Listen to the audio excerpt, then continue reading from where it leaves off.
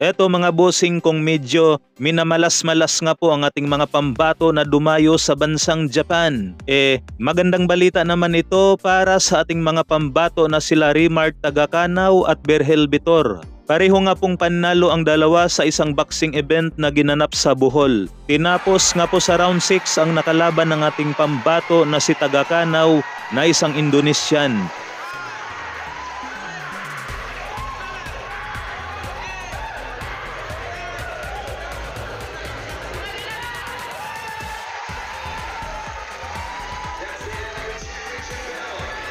Nasungkit nga po ng ating pambato ang WBC Asia Pacific Super Featherweight. Nananatili nga pong isang undefeated itong si Tagakanaw.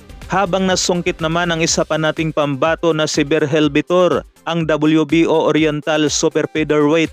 Nang in-knockout nga po niya sa round 7 ang kanyang nakalaban na Koreano na si Tae-san Kim. Pero hindi nga po naging madali para sa ating pambato ang laban na ito. Dahil na-knockdown din itong si Vitor sa round 2. Buti na lamang na may dugong palaban itong si Vitor dahil nakuha pa rin niyang tumayo. Sabay sinabayan pa ng swerte dahil ilang seconds na lang ay matatapos na ang round 2. Dito naman tayo mga busing kay Cuadro Alas Casimero. Nagdatingan na nga po sa gym ni Cuadro Alas Casimero ang mga lampas taong pansimbag.